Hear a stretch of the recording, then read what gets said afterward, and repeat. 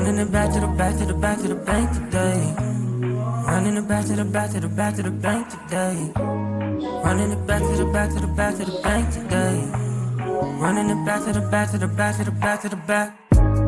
Running it back to the bank today. Baby, I feel it relaxed today. Gotta go try to relax today. Whoa. Gotta fill out all my apps today. Cry from my.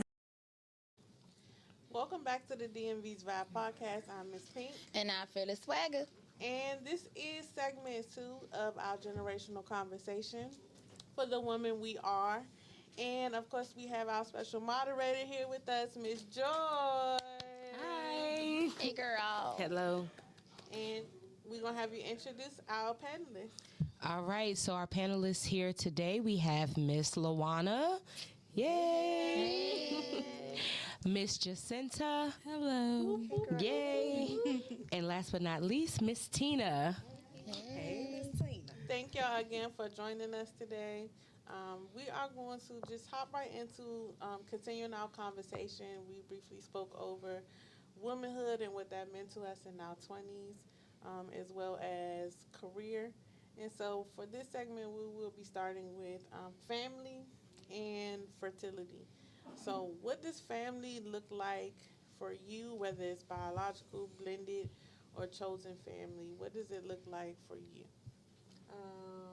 Well, we're not going to start with Phyllis because if you're a regular on our show, you know what she's going to say. So we're going to start with Miss Salon. Okay, so I am a biologically childless cat lady. Is that what he said? Anyway. Oh, Yeah, I don't have any children. Biological, I do have a goddaughter who I love. Hey, Taya. And I have my niece, Lena, and just a plethora of nieces and nephews that I love with my whole heart. And they know they can call Aunt Lawana for anything because that nuck if you bucks on. I'll be knucking and bucking and ready to fight over mine. So, you know, my babies, I go hard for them. But I'm cool with, you know, not having children at this point. It took me a while to get here because, you know, I had my whole life planned out. And by 28, I was supposed to be a psychologist. And I was supposed to be married with 2 kids and the house with the picket fence and the dog. And that part didn't happen. But I got the house and I got a fence. I don't know if it's a picket fence, but I'm good. I'm good where I am. I'm in a good space. My family, I had 2 aunts that lived here. That's how I ended up here from Florida because I'm from Florida. And then my mom ended up moving here when the uncle who was supposed to get me the car, Uncle Frank, God rest his soul, when he passed away, my aunt called my mom to come and stay with her. So 2 aunts and my mom live here. My dad and my stepmom are still in Florida, but I go see them like as much as I possibly can because they're my babies. And my brother is down there with, you know, my niece and his family. So, and then I have cousins that we kind of grew up all over the place. Like I have an uncle who was a diplomat, so they weren't in the country a lot growing up. So I envy that here when I see like, you know, families that are like blended here and everybody come over somebody's house for like birthday parties or just a party or because it's Tuesday. And I be like, man, y'all don't know what that's like growing up, you know, where you don't get to see your cousins that's like brothers and sisters growing up. You don't get to see them like that. So my cousins and I, we're all reconnecting now, which is really cool. We have like a text chat and we always, you know, get on there and just be silly and that's fun. So I'm enjoying that part. But yeah, family is paramount to me. Like, they mean everything because, you know, that's who shaped who I am in a lot of ways. And just to ask you a deeper question, because, I'm going to answer it as well for myself. How was it for getting to the point where you were okay with, I may not meet or I may not hit what I had thought I planned out for my life when it comes to having a family? Time just kind of helped me just navigate through it and just be okay with it. You know, in my 20s, I was like, okay, you know, I got plenty of time. I'm good. In my 30s, I was like, okay. In my 40s, I was like, you're going to be a great stepmom. 'Cause like, you're going to be an outstanding stepmother to, you know, some become little kids, right? Because, you know, I'm in my 40s. And then when I hit my 50s, I was like, you'll still be a great stepmom, but that kid's probably out the house. So, you know, we'll see how that goes. But so that's kind of just over time. I just kind of had to come to grips with it because, you know, I wanted mom and dad together, you know, and I because that's what I knew. Even though my parents, like I said, got divorced, my dad got remarried, but I've always seen them always around, you know, daddy calling the house. I'm over his house every weekend without fail. Mom, can I go stay with daddy this week? Like, you know, you go do something with yourself and let me go stay with my daddy. So it was like, you know, I wanted to be a mom, but over time, when it was like I realized that wasn't happening because I had a whole lot of guys offer to be my baby daddy, and I'm like, They always want to be a baby daddy. They don't want to be present, baby daddy. right, like They like the no, present. thank you. I'm good. No, thank you. I'm good. I'm good. I get a dog, and I ended up getting a cat instead. But yeah, I wanted that you know, both parents together. And I know everybody goes in wanting that, you know what I'm saying? Like, I have a lot of friends who are single moms, and, you know, that's not what they necessarily wanted. They wanted to be with the father of their child, whether it was in marriage or just in a long-term relationship. So I get it. You know, then things happen. I know people who are divorced and they ended up being single mothers because of divorce or for whatever reason. So if we were together and then we broke up, that's one thing. But you just flat out just being like, well, no, I mean, I don't want to, you know, be with you like that. But, you know, I mean, you know, we can have a baby because our baby will be crazy, cute. And I'm like, having a kid is a bigger commitment than being in a relationship. exactly. Like, your mind. Like, what? How did you even come to that conclusion? Like, it's cool for me to just have your kid, but you don't want no kind of commitment. Like, that's not gonna work for me. So, you know, it just wasn't in the cards. And like I said, over time, I just kind of became cool with it. I do be feeling bad for my mom though, cause like, and my dad too. But my brother has kids, so my dad and my stepmom got to be grandparents, and they get to be grandparents. But my mother, she don't have any, you know, any grandkids. I be feeling kind of bad, but. So I used to work with this young lady, and we became like mother and daughter. So now that's my daughter, like she's like my daughter, and she has a godson who is my grandson. So he calls me mama. Hey, Dominic. And he calls my mother, like it was a running joke that she was Deuce Goose because I was Mother Goose and she's like Deuce Goose. So yes, I mean, she kind of got that a little bit, you know, with him. And then, you know, the kids that I, you know, used to have with me all the time, you know, at church, and, you know, we build family there. And then it's like, oh, no. Your child isn't going home with you. Your child is going home with me. And I will bring him or her back at our designated day and time. But, yeah, like, you're not getting your child this weekend. So, you know, my mom kind of got that over time. And I think she's okay with it. But I felt bad for a long time. And I was like, you know, my mom would be like a rocking grandma because she was a rocking mama. Like, she was cool. I hope your mom was nothing like my dad. Can't wait to be a grandfather. Can't wait to have a kid. No, she Are you didn't gonna do have that. a kid next year? Are you like? Yeah, no, Okay, she didn't sir. do that. So glad But it's I not mean, my ministry. she knew what I wanted. I wanted, you know, a husband or, you know, a life partner.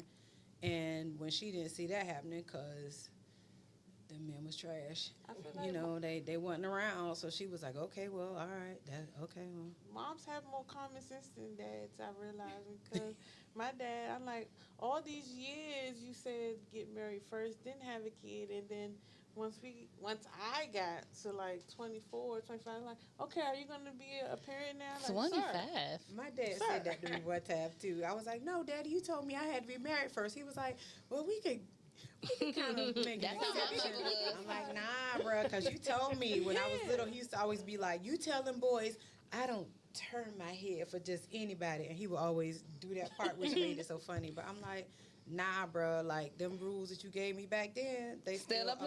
now. Thank you. Like, my dad told me I need the couldn't whole date till I was package. 33. I just hit that about 40. Like, so nobody before 33 counts. Right. So yeah, so you know, but time just over time, you just kind of come to grips with it, and you just kind of realize, like, you know, it's okay. It's next lifetime. Like Erica Badu said, I see you next lifetime. Little kitty poo. But my cat is spoiled. She's spoiled. I'm not the pissy house cat lady house either. Like, until you see her, or if I tell you I got her. Yeah, because she don't smell like no cat. You don't know that I have a cat, because we're not doing them things. But, yeah, she's spoiled. I told myself, if I get to come back again, I want to be a animal in a house like mine, because that hell forgot everything.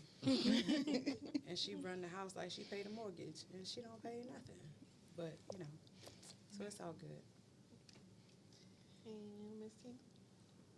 So, yeah, the family dynamics, I think I had originally thought that I would have some children, and probably one or two, and a husband, and not necessarily a picket fence, but definitely thought differently. Now I wish I'd gone through the non-traditional way of having my own family, which could have been artificial, AI, whatever. The original AI. And leading back to the question earlier about being a wife, I saw myself as a mother before I saw myself as a wife. Wow. And so I think that now resonates a little differently for me. And my understanding of, you know, which is probably why I treat my nieces and nephews like my children, because they are like my children. So that's that mothering, that nurturing that kind of comes a little more natural to me. And I have several other nieces and nephews I do the same thing with. So yeah, that has, over time, I've gotten used to who my children are and how I treat people, whether they're like my children. And I do find myself mentoring a lot to younger, for whatever reason. Because you're the teacher. Yes. Yes, full circle. Yes. So, yeah. And you always show up, and we appreciate it. Thank Genuinely. you. Thank you. And you beat them when you have to. Yeah. Get my strap behind the bathroom door. Yes. So Jay. Family to me looks a little different. I can't lie, of what I expected it to look like. I found out I was expecting, and I had a partner. Definitely went into this like, okay, you know, my partner already had children, so it was like, you know, nurturing and blended family, and I was open and okay with that. And then after time, I'm a firm believer, and maybe this is just me and different for women of my generation, but I don't believe you gotta just stay with that man because y'all procreated. Like, you don't just stay with that man because you procreated. Any type of abuse is abuse. Absolutely. Emotional, mental, physical, sexual, that's all abuse. And just because that's the father of your child don't mean you gotta put up with anything he put you through. And Amen on that. so then I strengthened myself to be like, you know what? My family may look a little different, you know, like, you know, have moments, daycare drop off, and people be like, oh, mom and dad and baby. And they just be like, just my baby and her mom. And I'd be like, well, you know, our family looks different. My baby got me, and she got her aunt and her uncles, and she got her grandparents, and she got a great aunt, and she has a family. So my family looks a little different than, you know, other people's family. And I'm okay with that. And I saw a sermon from Pastor Mike and Pastor Stephen, Union Church, you know, that said, not everyone is called to marriage. Not everyone's called to a partner. Sometimes you are called to singleness. So my journey, as we spoke about motherhood and womanhood, has been asking God, am I called to be a wife, or am I called to just be a mother? But like my aunt mentioned, I always saw myself being a mom before I saw myself being a wife. I knew I wanted motherhood out of this life. And when God blessed me with that, I just asked God, how can I strengthen that, multiply that, and teach my daughter to walk in the way that you have for her, like how my aunt and my mom and my grandmothers taught me. So that's, you know, yeah, my family a little unconventional. And, you know, if the dating pool God ever want to bless it a little bit with some marriage, you know, material husband, then, you know, we can cross that road when it get there. But Purified, Lord. just holy oil, holy water, mix it all up, add it in there.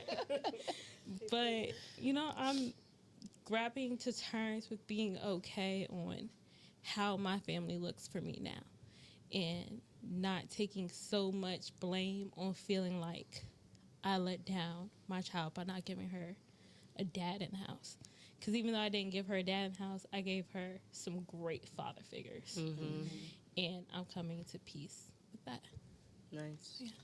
It was so good. That was beautiful. It was.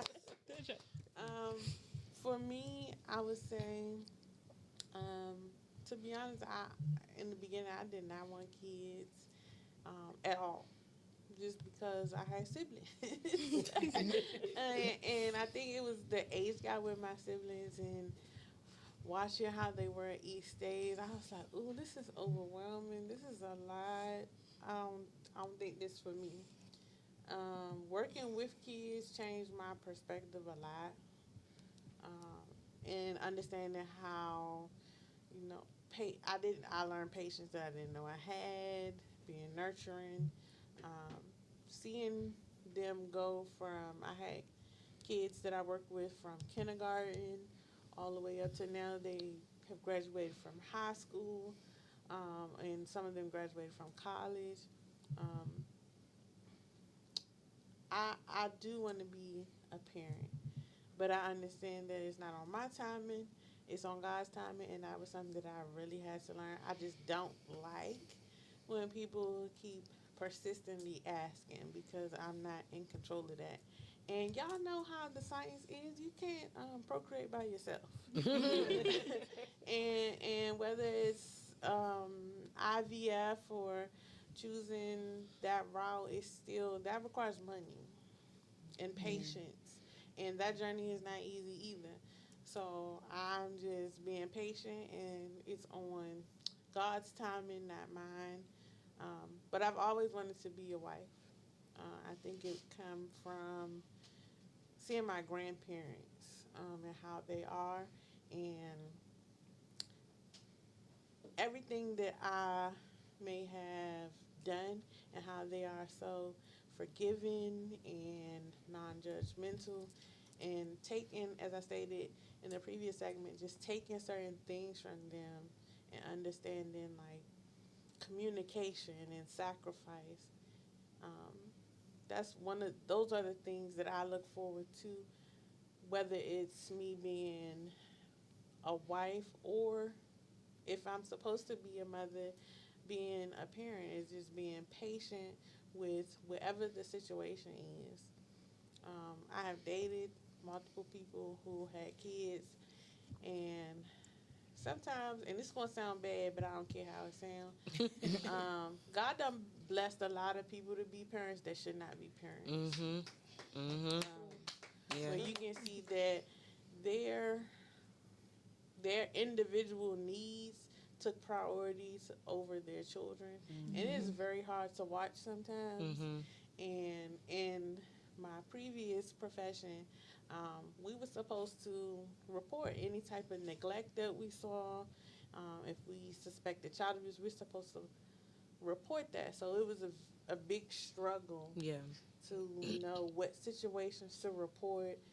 And it took time and relationships, building relationships with some of the parents, to understand that they were still fighting for their own life, that they were struggling in those areas. And I felt like when I worked in that sector, that my job was to give their children all the nurturing that they weren't getting at home.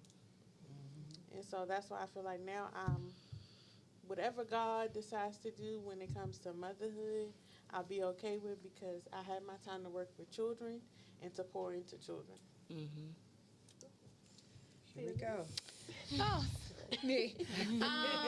So the funny thing is, I think back to my college best friends. So it was 3 of us, and it was always, oh, you gonna be the first one married, you gonna be the first one to have kids. Lo and behold, both of them have children, and I don't have any kids, and I'm not married.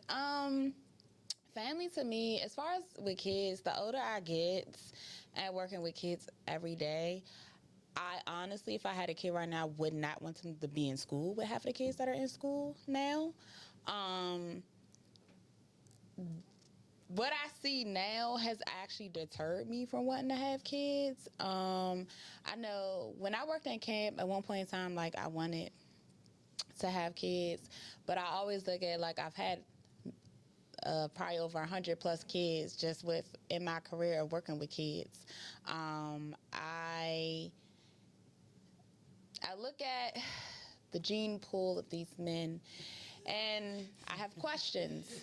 And as someone who reads a lot and who works in special education, kids get a lot of things from their fathers. So I'm curious as to like what you got going on in your bloodline, like what's up, before even just thinking about procreating with anybody.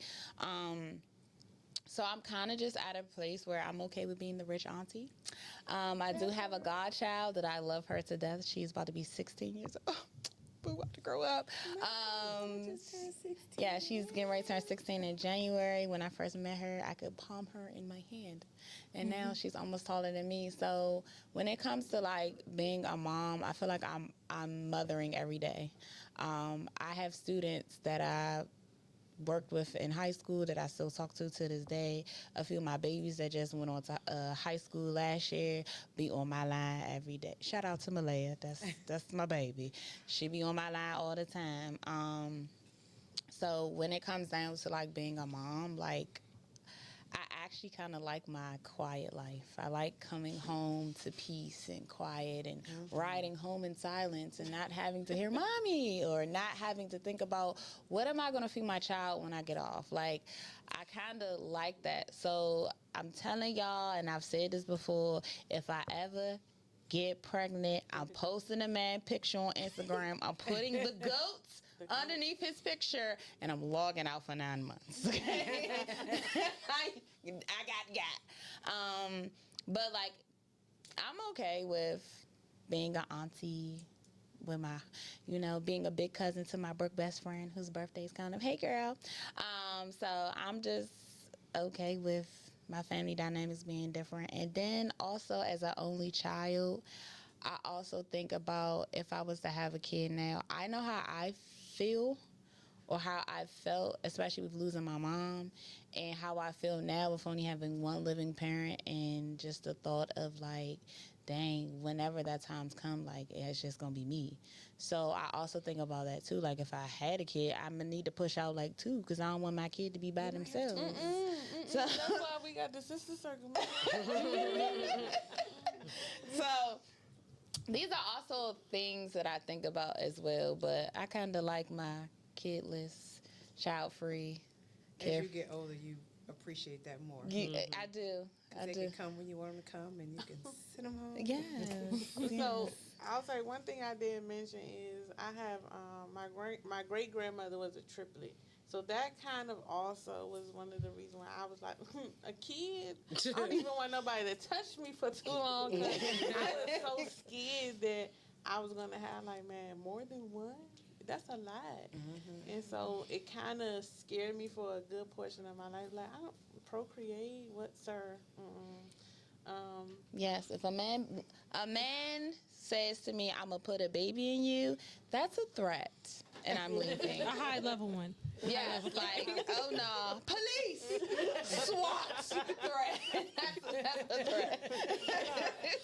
And speaking of God kids, my goddaughter thinks that I'm the richest person on the planet. I'm so glad my godchild not like say no, she immediately calls. She don't even say hello. I don't know what's up with these new kids. They don't even say hello. They just get straight to what they want. Like, I do appreciate people getting straight to the point. But baby, hello. Ask Titi how she doing first. Yes, that's my former work child. Hey, Ma, you got $20 on Cash App. Hello, how are you? How's school going? I'm not no ATM girl. Call your real mama. And so I do want to talk about social life because it's a hard balance between having your career. She said, having your career, having family time, time for yourself, and like we are advocates for mental health. And so, how do you balance all of that and your friendships? Like we talk about sisterhood, it's something that we started now almost 2 years ago of building a sisterhood, and I would say it has helped me a lot, and I'm pretty sure it's helped Phyllis a lot. Like when we started this show, we did a show in our first year that we was just like we couldn't see it, Yeah. but now that we're here, it's like we're so thankful for it. So I want to start with y'all too. How was building a sisterhood, your friendships, and everything that you had to balance over each decade of your life? How has it changed for you, and the importance of sisterhood?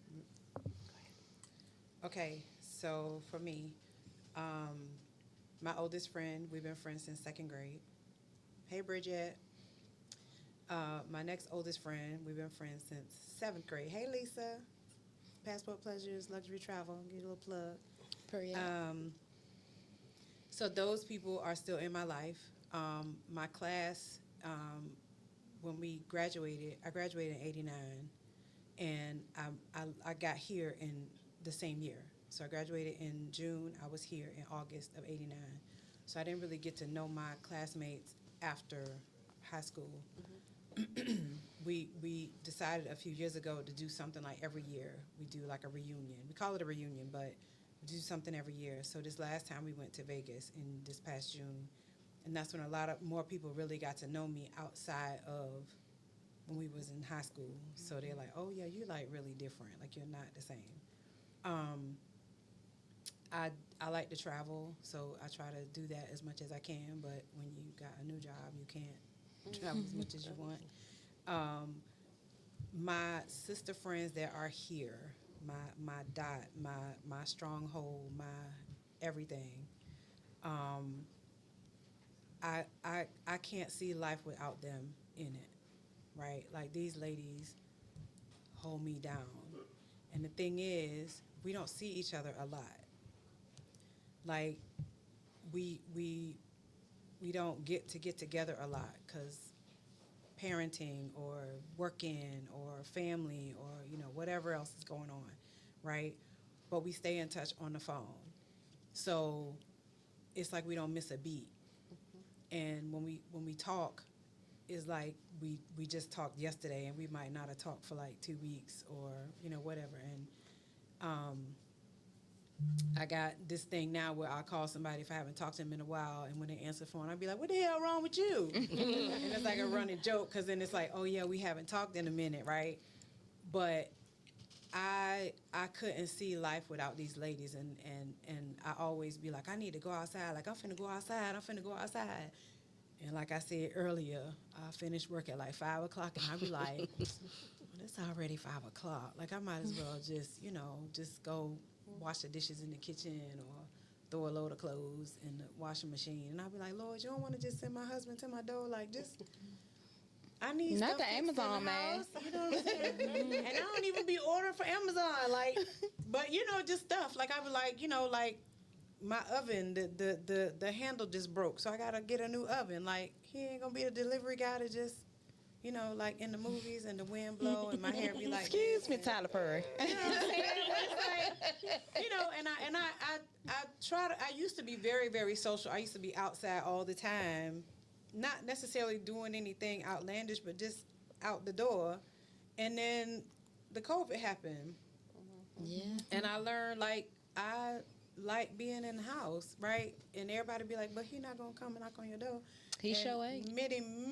many of my sister friends know. I have told all of them and their husbands, listen, you need to be looking for me out when you out doing your daily, because I'm cool. I'll send you a picture or two so they can see, what I look like, whole body. Oh, picture. you want us to be like, this is my friend? Yeah. 100%.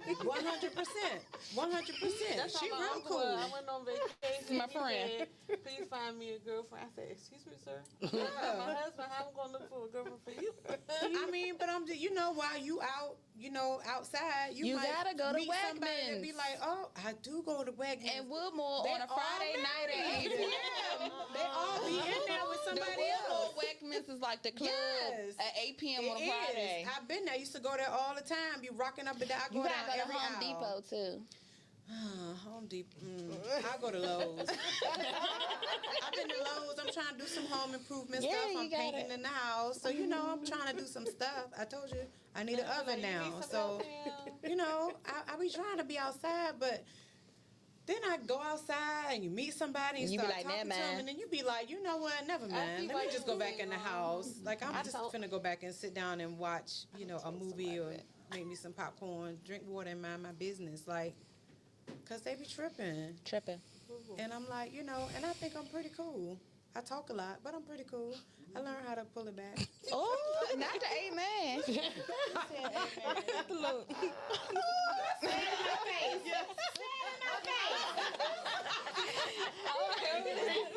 Right? I know how to pull it back, though. You know, I mean, I'm supposed to be talking about myself right now, but, you know, I know how to pull it back. But, yeah, that's it. You know, so I lean on my girls, and I enjoy myself at church, and I, you know, shake a tail feather at the church house. Come on, alto section. Period. No us. And, you know, we be rocking out, and, you know, I just figure if it happened, it happened. If it don't, I'll be traveling and drinking around the world and abusing my passport. I can go by myself. Abuse it. When people say what you want to be when you grow up, I be like traveling like my auntie, cause I know that's right. I want to be like you when I grow up. Okay. When I get some PTO, because that's what I'm missing now. Yeah. Well, so some of my closest friends I've known since second grade. Karen is one. Hey, Karen. Janine, well, we already know. The other auntie. There's Janine. We've been friends since high school. So I'm talking well over 50 years for some of my friendships.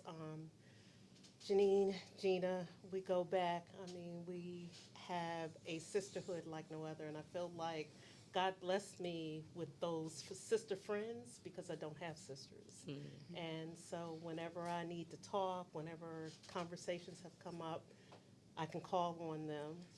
We may not talk every day. Sometimes it's months that will go by and that person will be like, God is like, call them, call them, call them. And I will reach out to them, check on them. Everybody is having health issues or health challenges of some kind. And so usually I reach out to them. Then through the workplace, I've developed some friendships that are also sisterhoods. And so some 10 years, some 15 years, or longer. And I'm thankful for that because those are people that can identify with what I'm going through at work. And so some set of friends identify with me for one reason and then others for other reasons. And so we spend a lot of time at work. So it's somehow you end up finding someone that you can really talk to, then that's also good. That's, hey, Leslie. So Leslie, ironically, ended up, just a short story behind Leslie and our friendship. Leslie and I worked together well over 20 years ago. I got on the elevator one day, Leslie and I were leaving, and Tiffany, my cousin, had come down, and we were going into another building. The buildings were two separate buildings. I get on the elevator with Leslie, and Tiffany says, "Hi, Aunt Leslie." And I'm like, what? How do you know her? And come to find out, my grandmother, and this is 6 degrees of separation, which I say has been divided for me into 3, but my grandmother used to babysit Leslie's son, and I was away at school, so I didn't make the connection. So God is an amazing God, because when He means for people to meet and be together and bond as family, and we are, all of us are family at some in some form or fashion, then that's exactly what happens. But the balancing part of all of that is time. My nieces know I love to travel. Travel is my middle name, and if there's, I work hard, I play hard. Correct. those two, that's a part of my life. And it could be anything. I'm a lover of music, so I'm at a music festival anywhere from Ohio to Florida. Or California or Vegas. So Right? I like music. We want to exchange numbers. for sure. I did a bus trip 2 weeks ago. I'm not sure that I'll do that again, but I was in Connecticut. So I was on a cruise the week before that, and then I went to Connecticut. See what So I'm saying? I'm willing to try Nice. to see the world as much as I can. Connecticut was one that I never thought that I would really enjoy, but come to find out, I want to go back. I had such a good time. It was an amazing trip. And yes, maybe a girls' trip or guys. I'm sorry, I'm not leaving you all out. Don't talk too much. They can't go. but Can't sit with us. but yeah, there's plenty of things to do, and I'm my words of wisdom about that is live your lives, Yes. enjoy, do Yep. as much as you possibly can, because truly tomorrow is not promised. Yep. Yeah. I cannot tell you. I stopped counting from January how many funerals I've been to. God. So I literally this year said, let me keep doing what I'm doing, keep going, enjoying life. And try to be a blessing to other people and share what I can. And Miss Shay. Hold on, wait. I had to get the question together. Okay. Balancing it all. It's very interesting. I would say, like, just balancing friends, work, social life, mom life, like, still trying to figure it all. It's a very interesting process. I would definitely say that. I would say as far as my friends, it's a running joke. I don't know who sprinkled something in all of our water for all of us to have kids within the same 2-year span of each other, but they did. And so within a 1.5 year period, like most of me and my friends except one, she's still standing strong out here fighting hard. But all of us ended up having our kids about almost 6 months apart exactly. And so that was definitely a blessing and interesting because we're navigating, all of us kind of navigating the same thing at the same time. So I feel like it's a little bit more grace when you're all doing it together. And I have other friends. One of my longest friends I've had since 5th grade, call her my god sister. Hey, Faith. To where, our lives look completely different, but we still find time for each other. And like when we see each other, it's like we never missed a beat. And so it's just like, figuring it out. And I have different friends that support different seasons of my life in different areas. And also realizing that in your 20s, some of your friendships are more trauma bonds in time than they are actually built it on a foundation of friendship. So it's also weeding through that as well and finding new connections and new friendships. Like I joined a single moms group at my church, and it's so many different single moms in different places of their lives that I'm like, wow, I'm learning so much. Some are in the stage that I'm at. Some, their kids is gone and grown and they're enjoying their lives. So you just like feeling everything out. And so just taking the balance day by day. And I say picking and choosing what gets my energy, what I have the energy to give it. Like not trying to be super mom, super daughter, super to everyone else. And then I'm training myself. Just picking and choosing, when I can, as long as I'm maintaining the energy and the happiness and the health to feed into myself, that I know I can continue feeding into my child and being a great parent, which is like my number one priority all the time, every day. So yeah. For me, I feel like I've learned balance more in my 30s than I did in my 20s. In my 20s, I poured into so many different people, and I felt like I was the life of the party on wheels. Like everybody expected me to come. Oh, she gonna have a bottle. She gonna be the bartender. She gonna turn up. And then where I went away to school. Said to school. I went away to Texas, and coming back, I had really sat down and took a good look at my friendships, the people that I had around me, the downfall, what I would call my downfall, because it took me losing everything to go away to Texas. Um, so coming back, I had set boundaries and standards and things and people that I no longer wanted to entertain in my life. Um, and I set goals for myself of things that I wanted to do. And I feel like having the podcast was my last part of my healing piece, where I I felt like for most of my life I was always told to be a certain way, and I didn't really have a voice. Where this kind of gave me a platform to be able to say my truth, but still be respectful of everyone who played a part in my journey. Um, for my social life, um, I I feel like I kind of go through like a wintertime depression, but for the last 2 years, I've learned to keep myself busy where I don't fall into that space for too long.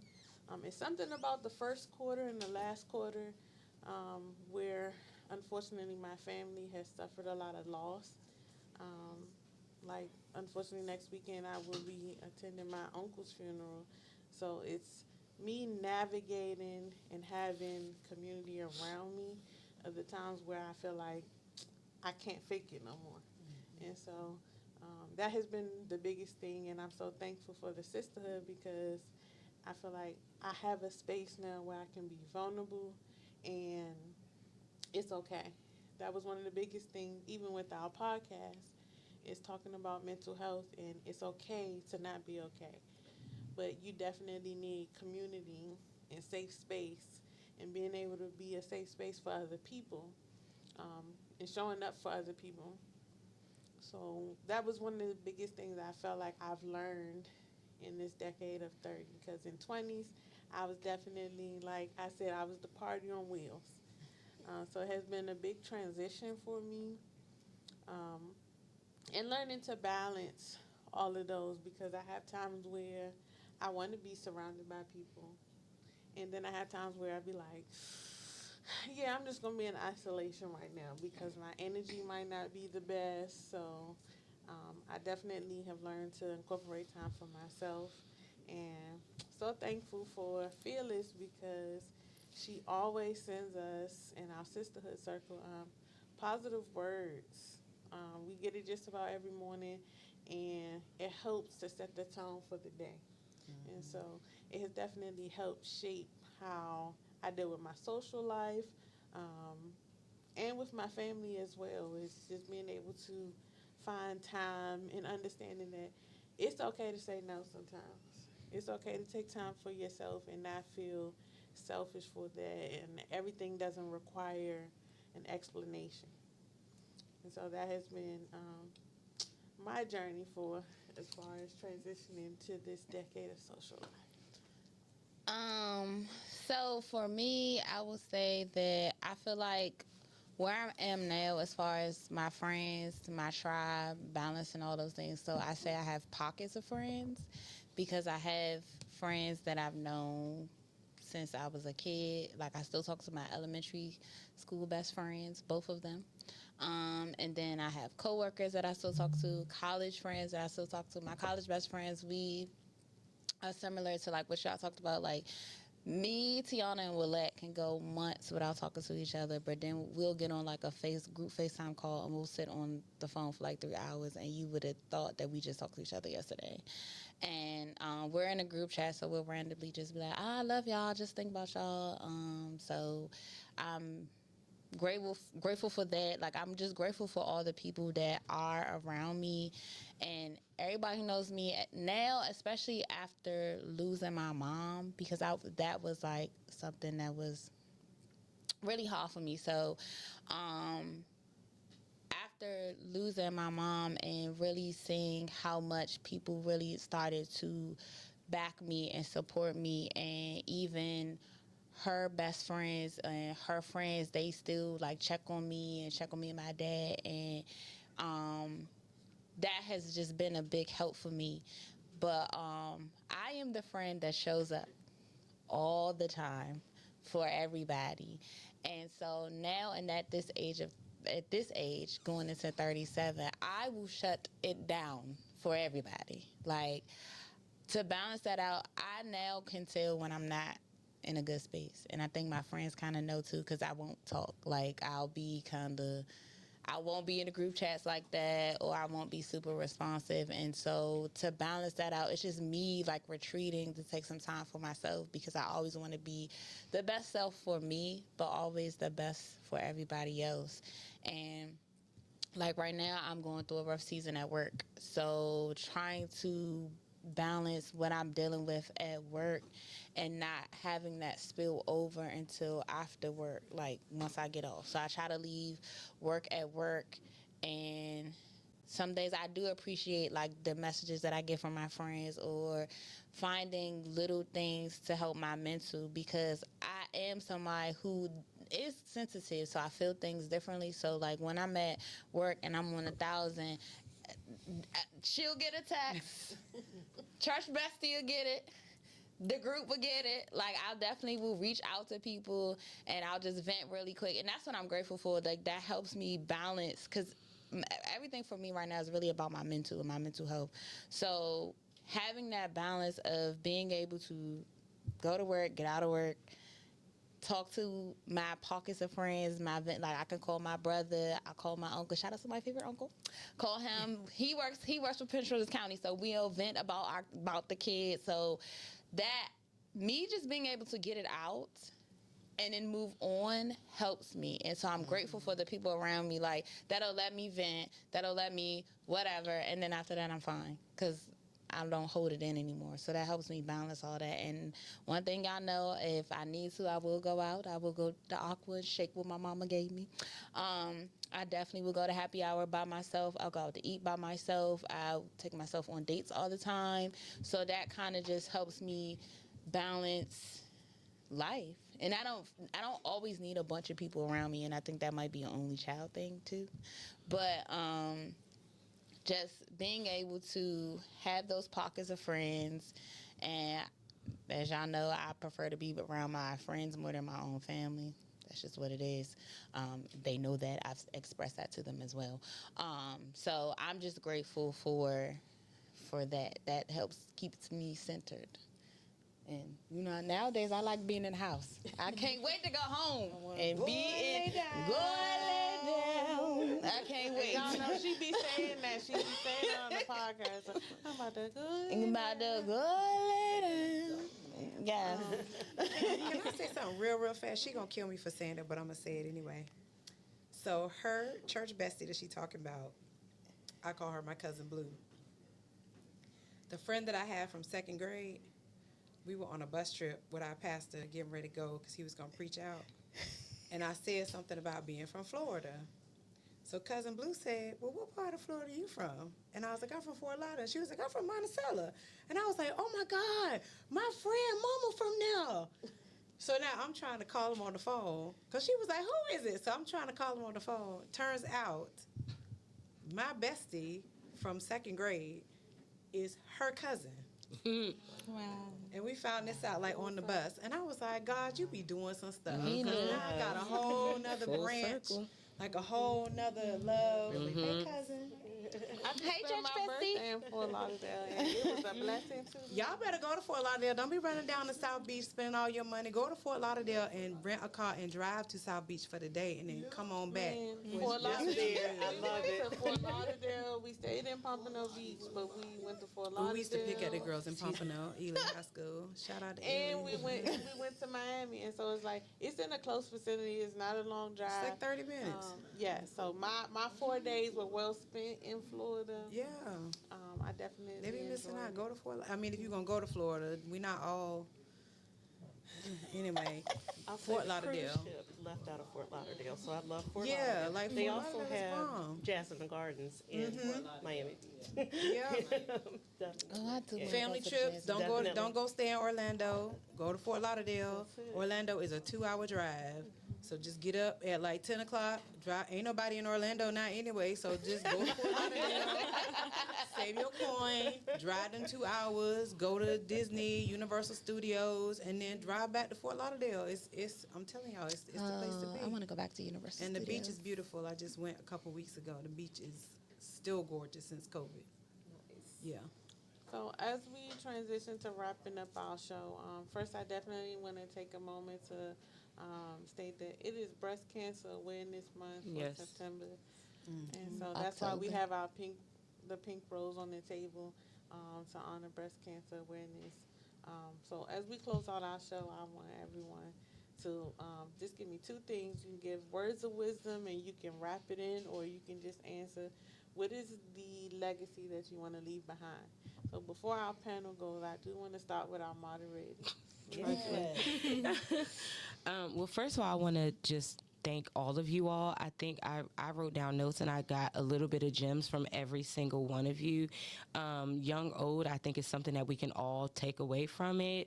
I think the legacy for me as I just turned 37 in July, and what I wrote down was one of the things is shape your life to how you want it to look and not what anybody else expects it to be.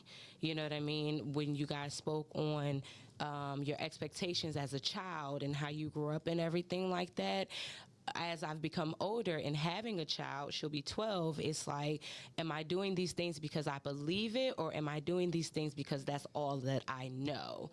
So my legacy for me and my daughter, we are living fearless. And just doing what makes her happy and not worrying about what anybody else has to say about that. So that's the legacy I'm trying to leave behind. Yeah. And thank you so much for being our moderator. Thank you. Thank you. For our panel, we can start. We can hear you. We're gonna go from left to right. So, Okay. Mr. Wong. The legacy that I want to leave behind is of love. I want people to know that I love them, right? I want people to know I really care about them. And even if they haven't talked to me in a while and I reach out, like, know that when I get up in the morning and I pray and I anoint myself with oil, everybody that I know is being anointed with oil and you're being prayed over every day. Because that's I mean, you know, what is the Bible verse about? The most important of these is love. Mm-hmm. So that's what I want to leave behind, is just a legacy of love. I want people to know that I love them. When I hug people, like, they know they've been hugged. They feel it. And they feel that love, right? And then the words of wisdom is, I would say, kind of piggybacking off of what you were saying about living fearless. Y'all better use my motto. When I decided to say yes to every opportunity that God brought my way, yes, it brings challenges, but it also brought like a whole lot of blessings, a whole lot of blessings, things that I couldn't have possibly imagined. And so I will say that, you know, whatever your higher power is, mine is the Lord God. Thank you, Lord. Hallelujah. But, you know, whatever your higher power is that you have that guides you spiritually and keeps you grounded and keeps you focused, say yes to that thing and make sure that it's that thing that, you know, I make sure, like, God, is this you telling me to do this? And when he give me that confirmation, I just go head first, and I've never regretted it. So. And thank you for being here. Thank Yes, you. thank you. Thank you. I guess my legacy and words of wisdom would be to be true to your own self. Understand who you are, and then live your life in your understanding. Sometimes it does take time. Be patient with yourself. You're going to make mistakes, and it's okay to make mistakes. And thank you. Thank you. Thank you. Go ahead, Tate. My legacy, okay, slight turn off. I don't know if y'all ever seen The Best Man, and like The Best Man Holiday, you know. And I don't know if y'all remember the scene in The Best Man Holiday. They were at the pool table, went around. They all had to like phrase their like life in 3 words. And Morris Chestnut said, "God, family, football." Yeah. That's you. Yeah, that's me. And as like, you know, as I've changed and life changed, I've always looked at my 3 being different, but mine's been God, family, community. And my legacy, I just want what I leave to be that they could be like, wow, like I really felt like when I met her and how she was here, that she really was touched by God, that she poured out love, and that she showed me a piece of myself that I maybe not known before. Mm-hmm. So that's just my legacy, what I look to leave. Nice. Yeah. Nice.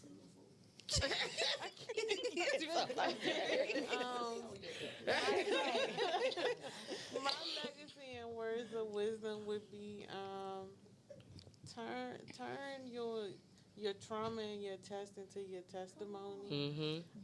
Because what I've gone through in my life, I don't wish on anyone. Things that I've seen, but it shaped me to be who I am today. So I'm thankful for everything that I've been through. Um, and I'm learning the why. Instead of asking the why, I've been patient to learn the why and living in my purpose. I feel like this is my purpose, to be able to talk and share my experiences with other people who may be struggling in some areas. And we've talked about just about everything on our show, and it's the most vulnerable that I've ever been has been on our show. Is from everything to dealing with sexual assault to overcoming depression, addiction. So I'm just thankful that I have a platform where I can be myself and I can share my testimony with anyone. So um, what you've been through is not your final destination. So definitely keep working. Yep. Oh, me again. I would just say, as far as the type of legacy that I want to leave behind, I want to leave behind someone who was truly unapologetically herself, who truly did not care about what anyone had to say about her, and knew that everything that she was doing was because she was anointed and appointed for her positions. So, as far as words of wisdom, just same thing. Like, be unapologetically yourself. And I always feel like who's for you will be for you. You are not everybody's cup of tea, and everybody's not your cup of tea, and that is okay. And just truly take some time to really learn yourself. I really believe that people do need a season of being alone. And it's not necessarily like a lonely season, because even when I'm alone, I don't feel lonely. But just a season of coming into your own and learning yourself, and really understanding that when we go through different trials and tribulations, you are not who you were before that trial. So you have to relearn this new version of yourself. And the biggest thing for me was, especially after losing my mother, having to realize that I am not who I was prior to that. And so learning who I am now has been a blessing, because I have found out some things about myself. And so I think everybody needs to take some time to learn yourself and allow yourself to have grace. Extend yourself grace, because I think we always extend everybody else grace, but we never extend ourselves grace. So be unapologetically yourself. Allow yourself that time. Extend yourself some grace, and always remember to live fearless. And I definitely want to say thank you to our Black-owned businesses that were a part of Yes. today. Yes. Sweet Teas 365, as well as House of Lou Beauty 1950. That's all I wear on my And lips. 301 Sips, who's our official bartender. Bull yourself. Official bartender for the podcast. And thank you, everyone who's a part of our panel. Thank you, our moderator, ladies. and our guests for being here Yes. today. We thank you. And shout out to Colossal Capital Brand for having us. And we Yes. are so happy to be a part of their platform, and allowing us to be ourselves all the time authentically. And we thank y'all for tuning in. Bye, y'all.